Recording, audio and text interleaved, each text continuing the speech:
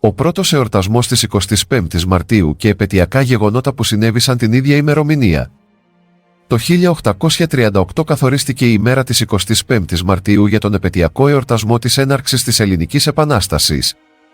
Την πρόταση αυτή κατέθεσε ο τότε Υπουργός Θρησκευμάτων και Παιδείας Γεώργιος Γλαράκης, που ήταν και ο επικεφαλής του Ρωσικού κόμματος. Δίχως δεύτερη σκέψη, ο βασιλιάς της Ελλάδας Όθωνας υπέγραψε το σχετικό διάταγμα. Έτσι, την 25η Μαρτίου του 1838 εορτάστηκε για πρώτη φορά η επέτειος της Εθνικής Παλιγενεσίας. Η εορτή ξεκίνησε με δοξολογία στον Ιερό Ναό της Αγίας Ειρήνης των Αθηνών, αφού ο Μητροπολιτικός Ναός δεν είχε ακόμη ανεγερθεί. Το παρόν έδωσαν όλες οι αρχές του τόπου. Αμέσως μετά το τέλος της δοξολογίας ακούστηκαν 21 κανονιοβολισμοί. Ακολούθησε ένα γλέντι στην πλατεία Παλατιού, τη σημερινή πλατεία Κλαφμόνος. Η πλατεία αυτή έλαβε το όνομα της επειδή ακριβώς δίπλα της ήταν η πρώτη βασιλική κατοικία, το σημερινό μουσείο της πόλης των Αθηνών. Στο γλέντι συμμετείχε όλος ο λαός της πρωτεύουσας. Τον πρώτο χορό του γλεντιού ζήτησε να σύρει η γερόντισσα Αλέκα, που με δάκρυα στα μάτια είπε: «Σε μένα ανήκει, παιδιά μου, ο πρώτος χορός, γι' αυτό το χώμα πρόσφερα 2 αδελφούς και το μοναχογιό μου». Το βράδυ της ίδιας ημέρας η Ακρόπολη φωτίστηκε με ειδικούς για την περίσταση φανούς, ενώ στην πλαγιά του Λυκαβητού σχηματίστηκε το σχήμα του Σταυρού με αναμένους πυρσούς. Σχεδόν μισό αιώνα πριν από το ξέσπασμα της Επανάστασης, στις 25 Μαρτίου 1770, ο Ιωάννης Βλάχος από τα Σφακιά της Κρήτης κήρυξε την Επανάσταση εναντίον της Οθωμανικής Αυτοκρατορίας των αποκόρων Αχανίων. Ο Ιωάννης Βλάχος, λόγω της σπουδαίας μόρφωσής του, απέκτησε το προσωνύμιο Δασκαλογιάννης. Η επανάσταση αυτή ήταν απόρρια των Ορλοφικών. Ουσιαστικά επρόκειτο για έναν κλεφτοπόλεμο, ο οποίος διήρκεσε έως τον ερχόμενο χειμώνα και προκάλεσε βαριές απώλειες σε όλες τις εμπλεκόμενες πλευρές. Τελικά, έναν χρόνο αργότερα, οι Σφακιανοί ζήτησαν από την Οθωμανική διοίκηση αμνηστία για να τερματιστούν οι εχθροπραξίες. Οι Οθωμανοί συμφώνησαν υπό τον όρο να παραδοθούν οι υποκινητές της Επανάστασης.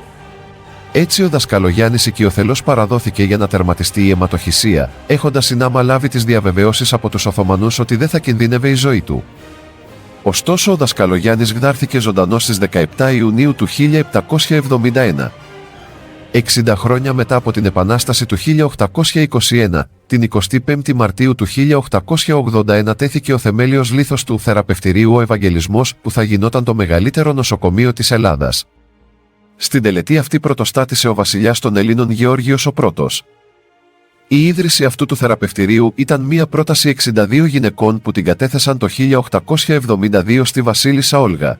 Σκοπός τους ήταν η ίδρυση ενός φιλανθρωπικού οργανισμού για την αρρωγή και την εκπαίδευση απόρων κοριτσιών. Έτσι, το 1875 το ίδρυμα αυτό μετασχηματίστηκε σε εκπαιδευτήριο αδελφών νοσοκόμων με επικεφαλής και πάλι τη Βασίλισσα Όλγα. Τελικά, στις 25 Μαρτίου του 1881 και με την υποστήριξη της Μονής Πετράκη, καθώς και του Μητροπολίτη Αθηνών Προκόπιου Γεωργιάδη, τέθηκε ο θεμέλιος λίθος. 3 χρόνια αργότερα, την 25η Μαρτίου του 1884 τελέστηκαν τα εγγένεια του θεραπευτηρίου και πρώτη πρόεδρος του ορίστηκε η Ιφηγένεια Συγκρού, σύζυγος του εθνικού ευεργέτη και τραπεζίτη Ανδρέα Συγκρού. Ο πρώτος ασθενής που νοσηλεύτηκε στο θεραπευτήριο Ευαγγελισμός ήταν ένα 10χρονο αγόρι στη χειρουργική κλινική. Σχεδόν μισό αιώνα αργότερα, την 25η Μαρτίου του 1932 τελέστηκαν τα αποκαλυπτήρια του μνημείου του αγνώστου αφανού στρατιώτη. Η απόφαση για την ανέγερση του μνημείου λήφθηκε από το στρατιωτικό Θεόδωρο Πάγκαλο, όταν είχε καταλύσει τη δημοκρατία και κυβερνούσε ως δικτάτορας το 1926. Την επιμέλεια της κατασκευής ανέλαβε ο αρχιτέκτονας Μανώλης Λαζαρίδης και ο γλύπτης Θωμάς Θωμόπουλος. Η αρχική σχεδιαστική ιδέα ήταν η αναπαράσταση μιας γιγαντομαχίας, όπου η Ελλάδα υπό μορφή αγγέλου θα παραλάμβανε την ψυχή ενός νεκρού στρατιώτη. Το 1930 ο Λαζαρίδης αντικατέστησε το Θωμόπουλο με τον γλύπτη Φωκίωνα Ροκ, ο οποίος και πρότεινε την κατασκευή ενός πιο λιτού γλυπτού που θα απέπνεε γαλήνη και ηρεμία. Όταν το μνημείο κατασκευάστηκε, προκάλεσε ποικίλες αντιδράσεις όσον αφορά τη θέση που τοποθετήθηκε και τη μορφή του. Μάλιστα, κάποιοι υποστήριξαν ότι κινδύνευε με κατάρρευση ολόκληρη η Βουλή, αφού ανασκάφθηκε όλος ο χώρος μπροστά από αυτή. Άλλοι το κατέκριναν καλλιτεχνικά σαν μη αρμόζον μνημείο στην πολιτιστική κληρονομιά των Ελλήνων. Όπως και να έχει, το μνημείο του αγνώστου στρατιώτη αποτελεί ένα κενοτάφιο όπου τιμάται κάθε νεκρός που έχασε τη ζωή του για να υπερασπιστεί την ελευθερία και τα ιδανικά της Ελλάδας. Συμβολικά είναι ο πλέον ιερός τόπος των Ελλήνων.